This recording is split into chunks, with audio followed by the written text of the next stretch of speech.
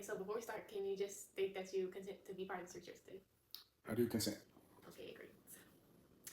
Are you familiar with implicit and explicit bias? No. This experiment focuses on implicit bias, which is the subconscious feelings and attitudes you have towards certain things or groups that may or may not affect your behavior. So explicit would be like your conscious feelings. Okay. So what we're doing is called the Harvard IAT test, and I'm going to have you choose 2 of the categories, and then we're going to talk about your results. Okay. Have you ever taken a test like this before? Not that I'm aware of. All right. Okay, so before I show you the options, is there anything like you're biased about? There's plenty of things. Like? Most of them I'm not supposed to talk about. All right. Okay, do you think that it's possible for somebody to be unaware of something that they're biased about? I guess that's possible. Or maybe like slightly aware, but not so like didn't realize how strongly you felt about something? I think there would have to be, the younger you are, the less you could be aware, I think. I think as you get older, you're definitely more aware. More life to live, I guess maybe more time to realize. Right, correct. Things. Okay, well, do you think that there's anything you might be secretly biased about that you're unaware of? No. Okay. Okay, so I'm going to give you the list of categories, and then I'll give you a second to look at them, and then I'm just going to have you say which 2 you're going to do. Okay, I'll choose weapons and age. Okay, so the weapons is, you'll be asked the categories white and black faces as well as images of weapons and harmless objects. And where's age? Categorize older and younger faces as well as positive and negative words. Okay, so why'd you choose those 2? No particular reason. Just random? I mean, it was just something that, well, I guess there is a reason. I can talk about those without saying anything that's politically incorrect. Okay, so this is going to be my hypothesis. My first subject for this experiment was my dad. He's out there taking the test right now. He's a very traditional person. He's very open with his beliefs and opinions. So, yeah, but I guess he's very traditional and like old school. So, like he said, I believe he chose the age and weapons categories to keep from being too political and too controversial, as opposed to like gender, sexuality, what's those? Like race, transgender. Yeah, all that, like, yeah. So for age, I think that he's going to subconsciously, like group, older with positive and younger with negative. He is, because he's older himself, so I think he's going to be more biased kind of towards himself and like his generation. Yeah, that's what I think he's going to do. Okay, so I'm looking at the age results, and the weapons one, that one went away. First, like, what would you say about the test? Like overall, I don't think it really, it's just a memorization thing, whether you remember to hit the right key or not. I don't think that is a true test of how I feel about anything. Yeah, I don't really understand all of the research that goes into it and how they, how it works. I took one myself just to see what it was like and what the test actually was. So obviously, some of the times, like, I remember, okay, career's on this side and family's on this side, but it's just hit the wrong button, but just, I guess, how quickly you hit it, and then Well, I think I only made 2 mistakes. The whole time frame both tests? I think maybe it was 3. Yeah, so I'm sure it has to go with like speed and maybe how many times you mess up. I don't know. I messed up quite a few times. But so I guess I was trying to go fast. It tells you to go fast. Right. So it says at the top, it says your responses suggested a strong automatic preference for young people over old people. But then if you scroll down to the percentages, strong and moderate for young people over old people is both 30%. And then it just kind of goes down from there. Did you think that was? That is not correct. What you were gonna say? Because I'm an old people and I prefer other old people. Now, I don't have anything against young people, but young people don't communicate very well. They think they already know everything, and they haven't even experienced life yet. I mean, I like young people just fine, but if I had to choose, I hope so. I'm gonna pick old people to hang around with, not young people. But okay, so like, what kind of things did it give you? Like, they say it gave you faces, right? It did, yeah. Just give you faces, whether it's an old face or a young face. Positive and negative words. Like, what kind of words did it give you, and then like? Oh, I don't remember what the positive and negative stuff was. I mean, poison was negative, failure was negative. Poison, failure. Oh, man. I can't remember the other ones though. Positive, joyous was one. I'm an old people. I don't remember. Okay. Well, and then what kind of faces were they like? Like, how old are we talking? How young? I mean, did you kind of mixture of everything? Looked like the young people were mostly like early 20s to 30, and the old people were like 50 to 80. I'm gonna read the explanation says it works. It says the IAT measures associations between concepts and evaluations. People are quicker to respond when items are more closely related in their mind, share the same button. For example, an implicit preference for young people relative to old people means that you are faster to sort words when young people in good share button to when old people in good share button. Could you remember how it changes the size and stuff? Yeah, so I would guarantee you that if you looked at my time on my responses, the first time I responded would have been quicker than the second time, because once you do it the first time, it's already in your head that the left side is supposed to be this and this, and then they change it so that that's on the right side. Yeah, I mess up more when they flipped it. So I mean, it kind of makes sense, but I guess it's probably it's not 100%. This is exactly like correct. I think it's just a research study. I think it typically would be correct, but maybe it didn't work on you. Well, I'm a different kind of fella, so. You're a unique guy. So. Yes, I am. Okay. Would you take this test again? If it was to help my daughter with her school, then yes. Otherwise, no. Okay, great. Thanks for answering my questions. Okay, so before we start the test, can I just ask that you state that you consent to be a part of my research study? I consent. Okay, great.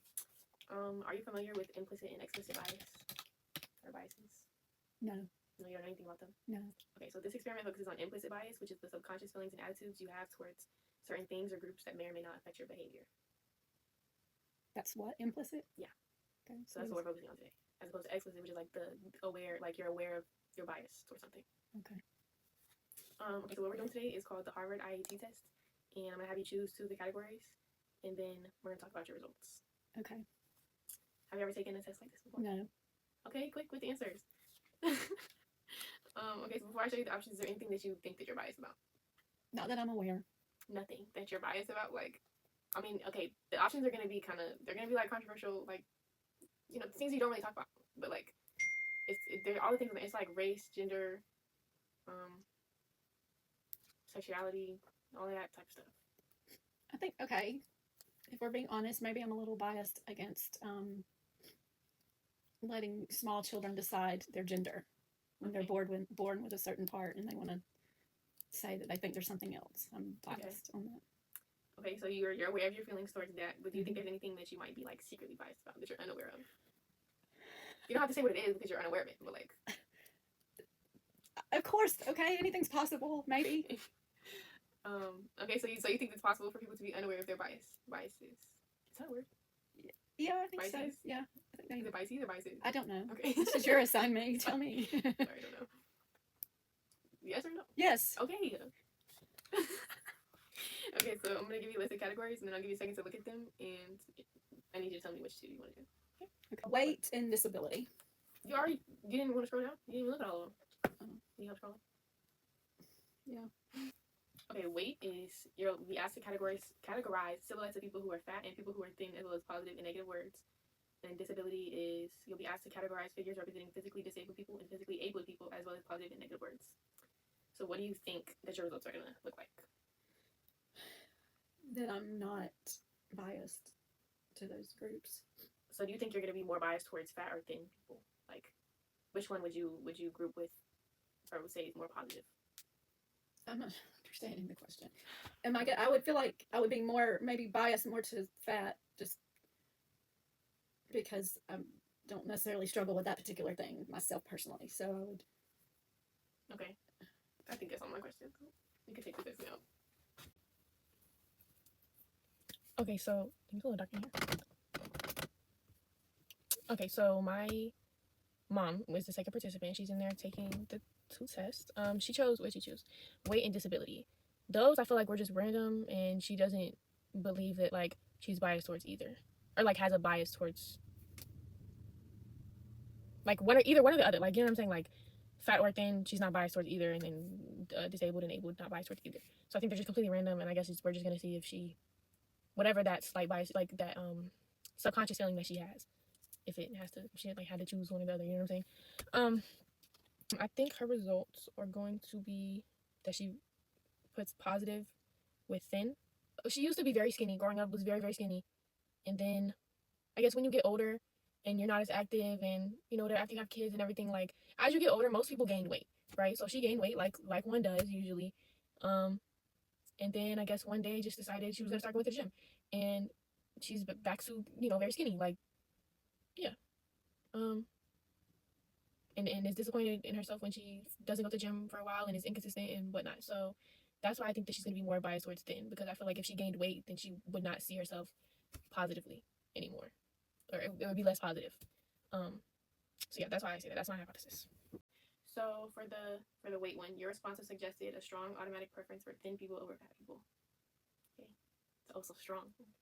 A strong preference? Yeah. So my hypotheses were correct. What would you say about the tests overall?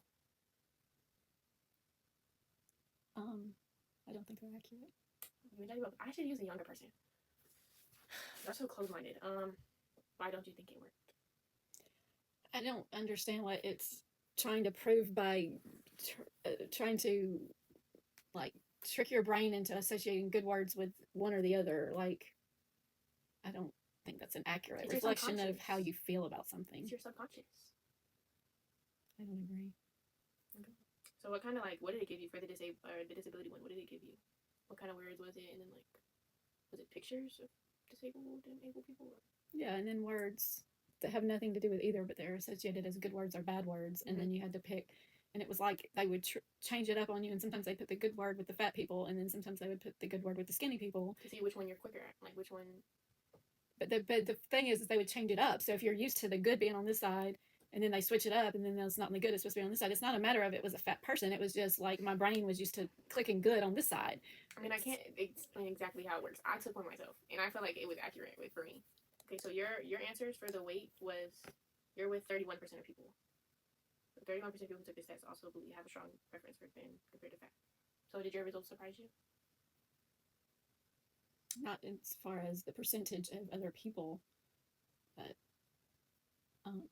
I guess I'm not surprised in that it's a computer test, and I was not expecting it to be that accurate to begin with. So you just don't think it's accurate. What did you think again that you were gonna get? That I was not biased to either. That's not an option. That I was equally lenient towards both groups. Okay, so it probably would have been. Oh wait, there is actually. I didn't realize that was an option. So sorry. One of them is little to no automatic preference between able and disabled people. So that is an option. You just didn't get it. I just didn't get it. Yeah, for the weight it's 15%, and then the other one is 14% of people. Okay, would you take this test again or no? Why not? I don't think it really is accurate. Therefore, a waste of my time. Whatever. Daddy said he would. Huh? Daddy said he would. His daughter. Oh. I mean, I would do it for you, yes. But you just said no. But I'm saying, as far as to help you, yes, but not just for the sake of doing it. I mean, yeah, it's not exactly fun. It's not supposed to be fun. Yeah.